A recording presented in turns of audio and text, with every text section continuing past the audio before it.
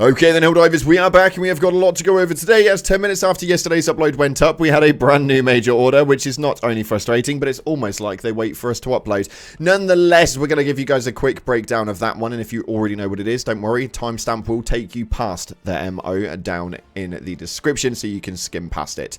We've also got some stuff coming from the dev team, and we're going to take some time for some community appreciation and some important questions that need answering, as in the weekend, the devs take their time off. So, yeah, let's see what it is that's going on in the game right now. If you haven't already, smash that beautiful blue thumbs up, subscribe with post notifications turned on, be greatly appreciated, and make sure you check out our sponsor, Instant Gaming, the platform where you can get your games cheaper for PC and consoles, with the best deals, offers, promotions, and discounts.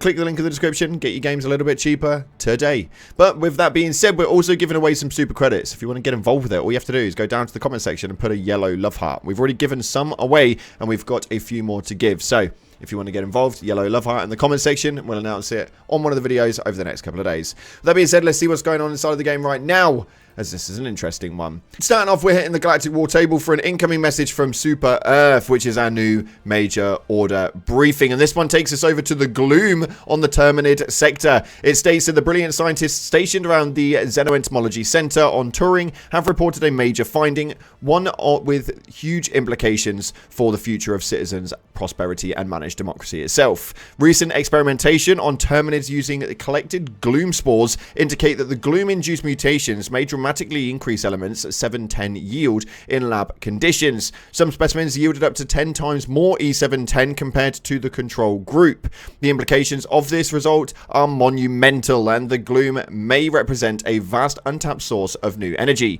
Its exploitation could enable FTL travel beyond military and colony settlement operations, expanding to trade and research sectors, as well as to more military and colony settlement operations. Of course, many challenges must be overcome to realize this potential future. These early results need to be substantiated and verified, and the Gloom itself remain impenetrable to all observation or travel within. Therefore, development of the Gloom-resistant technology is now a top-level priority. The Xenoentomology Center has been directed to halt all other research projects. The Helldivers are directed to support these efforts by collecting as many specific samples as possible from Gloom-adjacent Terminid planets, which means that we are now on the route to finally being able to get inside of the Gloom. The Gloom-resistant technology is now top-level priority, so fingers crossed we should be able to get in there very soon and see what it is that they're hiding with that giant Gloom cloud.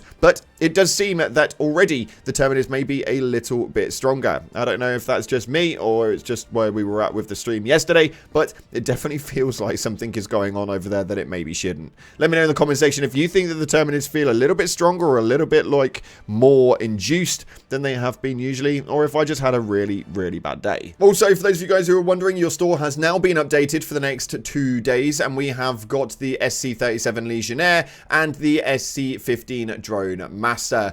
We've got the servo assisted on this one and the engineering kit on the Drone Master. For me personally, this one is a really, really good one. The Legionnaire is probably a lot of people's favorite, so it's definitely worth getting your hands on. On top of that, we also received a brand new dispatch notice that helped you guys understand what was happening with this MO. As we all know, the last one was hacked and it was a bit of a problem, but it states that counterfeit sample detection measures have been strengthened since many such samples were received in a previous order. The measures are anticipated to be sufficient. All personnel are encouraged to do their part, remain vigilant for undemocratic attempts to steal from the prosperity of all, and report any indications of such behavior to the democracy officer immediately. Which means essentially they've secured their back end, and when we look at our major order currently, what we are going to experience is actually some decent numbers. We've nearly completed already the common samples on Errata Prime, where we need 22 million, and we've currently got 16.5, and we also need 15 million rare samples on Gakrux, where we have 2 million holding, with Fenrir currently on liberation terms for when the order expires. We've got 4 days remaining on this one, but it seems that we are doing okay so far, and apparently, according to B Vitamin, there does seem to be a decent level of where we're actually at. It states the MO only just launched. Let's give it a little more time to see if it updates correctly. I don't know how often it's supposed to update, but if something still seems wrong later, I will raise it. Now, I think that personally we're doing okay, so get over to the Terminid sector sector and start attacking, as I know a lot of you guys are currently wanting Vernon Wells to be your main priority. It states right here, Joel strikes again. What's this? Vernon Wells? As we start to make some decent levels towards it, they actually come in with the biggest Terminid attack going. So, yeah, a lot of you guys were really disappointed with nearly 10,000 upvotes on this one, but unfortunately, the bots are going to have to continue to be at bay. A small piece of information that you may not have known about is this one right here. It says, friendly PSA, stop spreading lies.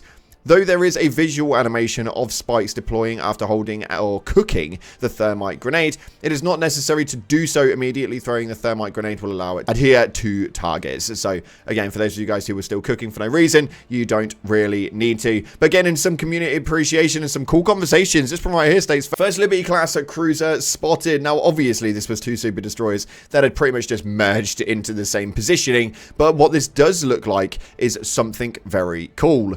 I would quite like the idea of having different super destroyers and being able to choose the model that you actually have and it changing like the inside. I know that kind of goes really in depth and it's pretty much for no reason as we don't really utilize it all that much, but I kind of like the idea of having customization within a super destroyer. I want to be able to change all the colorizations on the inside and decorate that bad boy myself, mainly because I'm a bit of a customization freak. I love that stuff and I am totally here for it. If you guys would want that as well, let me know in the comment section of some ideas you'd want to have in alterations for your super destroyer, as well as just like the internal decorations and maybe the way the super destroyer looks from the outside. And this one right here seemed to tickle quite a lot of people as people got really salty about this conversation. Now, I don't understand why, but it states, I hate those kind of people in every conversation about toxic gas. They should make the gas flammable so that it explodes with fire. Now, I actually agree with this. I think that it would be pretty damn cool. At the moment, the gas is completely underwhelming, and although what they should be doing is making a buff on the gas. As it stands, if you use a flamethrower on the floor, then you will set fire to the floor, and it will just continuously do AoE damage and have almost like a dot damage apply onto them, whereas the gas kind of like lingers for like a split second and then just disappears. I don't really understand it, but I think that the base damage on the gas needs to be a little bit higher, and I have seen this conversation going around quite significantly as of late.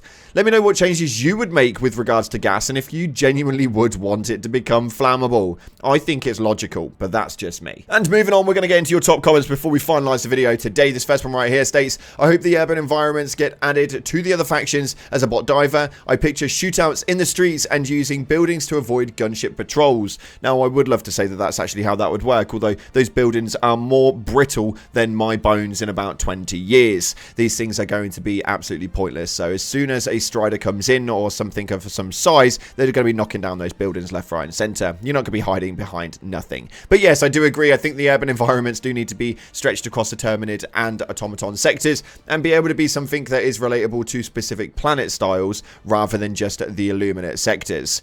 Moving in though, this next one states, we dive together once again, now and forever. And yes, that is completely true, Helldiver. It's very nice to see, although we still have around 130 regions actually locked in still. If you don't know what I'm talking about, you need to watch yesterday's video, as they managed to release around 40 regions inside of the game, taking us down to 130 left, which gives us a really good insight for hopefully a full global release point for this year. Like I stated, more details on that one in the previous video. And this last one right here states, interior areas of the map like caves, bot factories, etc., where stratagems aren't available would be really cool. It would require planning beforehand on how to breach in order to destroy objectives as quickly as possible so as to not run out of ammo. Also, the visual of mechs with flashlights flanked by Helldivers moving through a dark tunnel where you hear bugs scattering around would be epic. Now, unfortunately, what they are talking about here are pretty much completely different games, and we are reliant on the stratagems, and as Helldivers, we are not strong as individuals,